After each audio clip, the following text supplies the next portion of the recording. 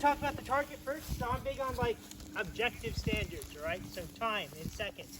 Target, not a good tight group, but an actual target. So these two targets I like to work with, the USPSA target, all right? It's a competition target. It's kind of ubiquitous throughout the shooting community. It's scored in 3 different zones: A, C, D, and then misses. All right, so that's kind of what those represent. When you're playing the game of USPSA, those points mean something. Right now, it just gives us kind of a gross standard of, I'm pretty on target or not. Typically, I'll use this type of target if I'm shooting fast, right, and multiple targets, right? When I need a little more precision and I'm working just on marksmanship, not so much a time component or a manipulations component, I use something a little smaller, right? This is an NRA B8 target, right? It's a very standard 25-yard target. This is actually just the setter repair section. The actual target is about this big, 6, 7, 5, all the way down from there. All right, so again, these are the objective standards I like to use to measure myself and as you as a shooter, right, to see if you are actually capable of making these hits. The reason why I'm filming right now is I also have a YouTube channel, and on that YouTube channel I need, I do reviews, all right? And so the gun I'm using, first time I've shot this drill with this gun, just killing 2 birds with 1 stone. First drill we're going to start with is called the Jack Wilson drill. So you guys remember that church shooting I was talking about yesterday? A guy's name is Jack Wilson. Just said he was able to draw and fire 1 round to a moving head box in under 3 seconds. Right? That's what this drill is about.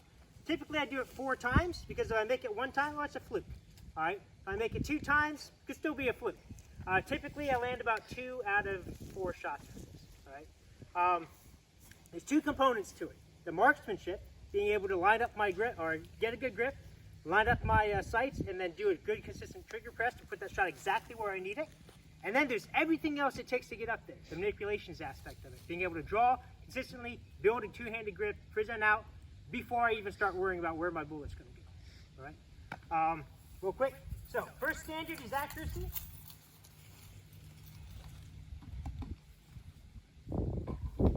Next standard is time-based, right? So the way this works, there's going to be a random countdown that the timer sets.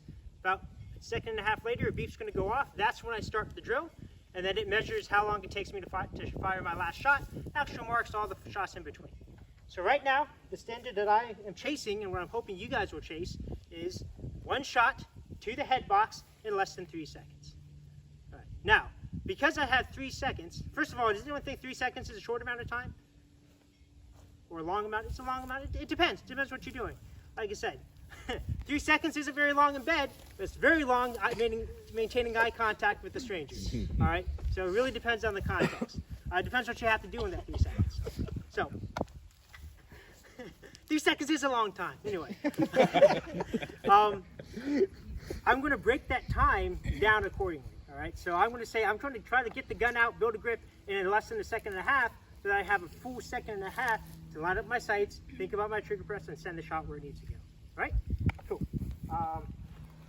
Doing some concealment. Something called a press check. I'm just ensuring that the gun is loaded. We'll kind of talk about all this process, like, hey, I'm fixing my shirt so it's not going to ride up. I'm trying to set up a perfect condition here. In real life, you don't know how your shirt's going to drape, right? But the only thing I'm really testing here is my ability to clear my garment, get my grip, build a second grip, press out, and make that shot. Yep.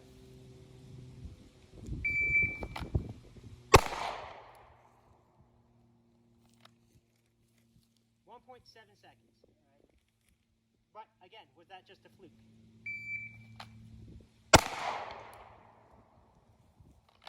Could still be a fluke, could just be feeling lucky.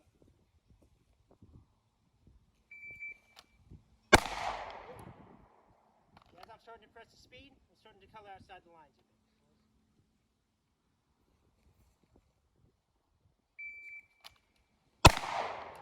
Almost dropped that one. But still, I'm happy with it. Most of those last 2 was 1.4, and 1.48. Now, could I clean that up a bit by taking a little more time? Absolutely. All right. So that's kind of the first skill we're going to work on, right? Once we start practicing, being able to draw and get to the point where, hey, this is all happens clean. Now I can zero in and focus on that marksmanship. All right. What do you think we're going to do after learning how to draw and fire one shot? Multiple shots, all right? And not just multiple, we're going to try to do it so that you're so consistent with your marksmanship, you can send 10, right? And they're going to go kind of where you want them to, all right? Now, this isn't a 10 as fast as, sorry, the drill is as 10 as you, as fast as you can do that. Hold on. Aluminum, linoleum, all right, sorry. This is 10 as fast as you can do it, but slow enough for you to have accountability for every shot, all right? The next drill we're going to go off of is called the test, or the 10-10-10 drill. All right, 10 yards, 10 seconds to fire 10 rounds from the holster. All right, now it's scored out of 100 points on a B8 target. All right, and again, this is measuring your ability to draw and fire that one shot, and then 9 more after it consistently. All right, here we go.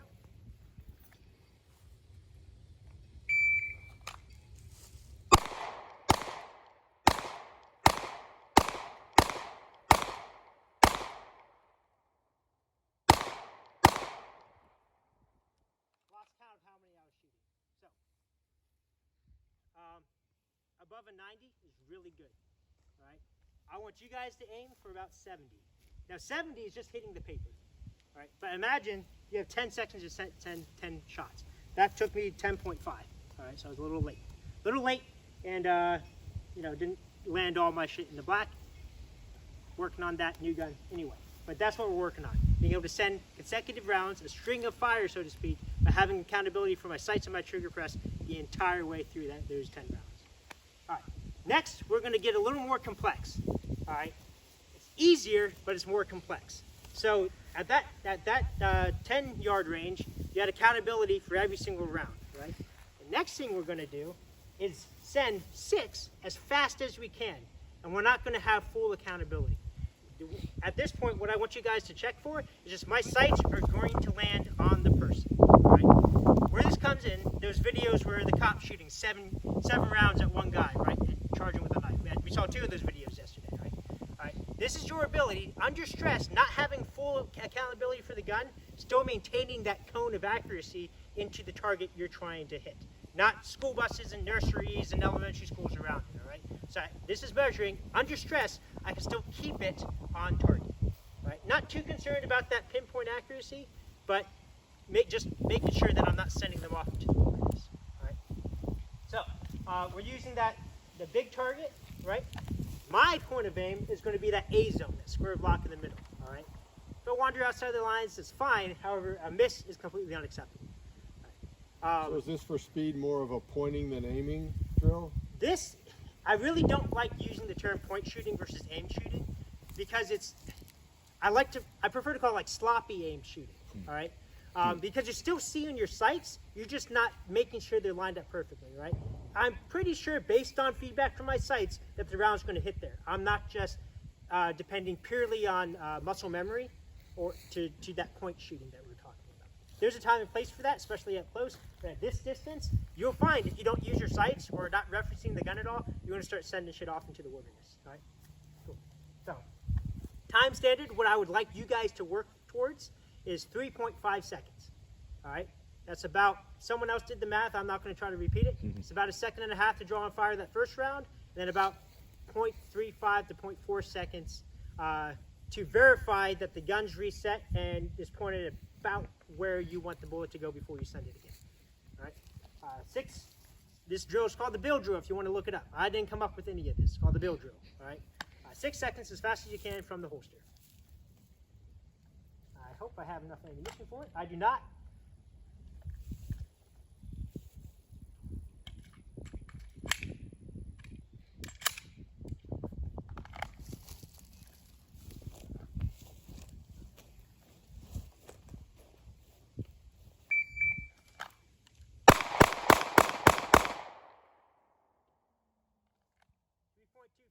But what did I get for that speed? Starting to color outside the lines a bit. All right, I dropped 2 of my shots out of that A zone. However, even under that kind of sloppiness, the reason why I'm giving myself such a large margin of error, and I'm aiming for the A zone, that's because if I do drop one, I'm still within the vitals, and I'm definitely still within the person. That's the end state that I want. All right, not so much, hey, I have all these rounds stacked up on top of each other. Just if with sloppy shooting, I can still keep it in the target I'm aiming. All right. Next, the last drill, definitely the most complicated. All right, of the stuff we're going to go over today. All right, it requires me firing 2 rounds to the head box, specifically that rectangle, the A zone in the head box, reloading, and then firing an additional 4 to the larger A zone. All right. The reason why we're using 2 different size targets is it's getting you to do something called throttle control. All right, I'm slowing down using that precision on that first smaller target. Then I'm going to break down all my fundamentals because I have to reload. I have to break down my grip, I have to search for another mag, reinsert, reload, all that stuff, build it back up again, and now I'm aiming at a bigger target so I can send it fast. I don't have to be as precise. All right, that's the purpose. This one's called the fast drill. If you want to look it up. It's 2 rounds to that credit card size target on the head, and then a reload, and then 4 more to the body. All right, a lot of manipulations in there. Right, we've got a draw, we've got a reload from slide lock, so that's operating almost all the controls you have on your gun. Rebuilding your fundamentals twice. You have to do it in the first draw and again after you reload, and then also stacking on top of that throttle control. Okay, like hey, I have to slow down for this target, but I can speed up for this one. All right. I got to set up my mags here. I have 2 in the gun, and at least 4 left in my spare mag.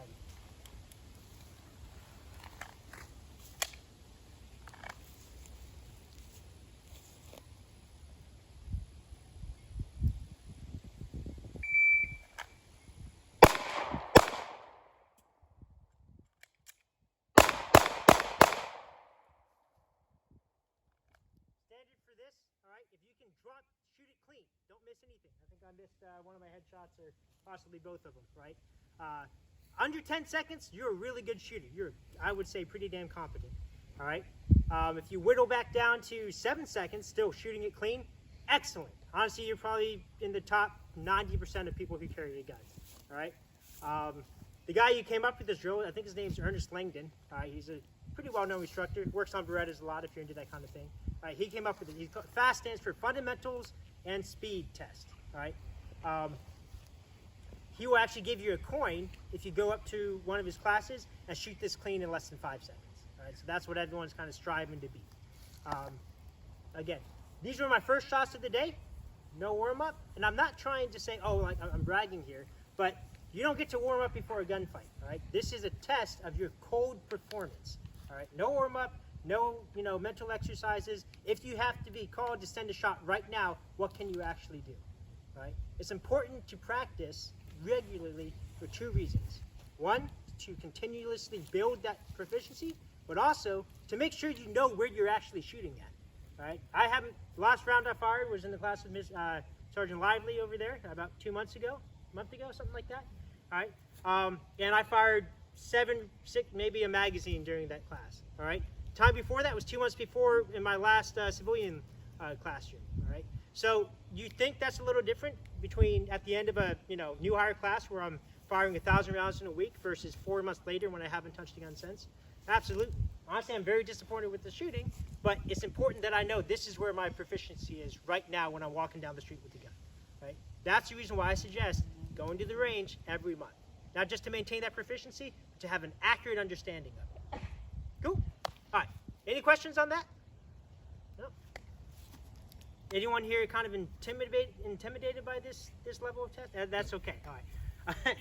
The main thing I'd like from everyone today, all right, is not so much being able to hit the head box at 15 yards or 10 yards. It's being able to draw the gun and fire, and all your rounds hit the target you're aiming at.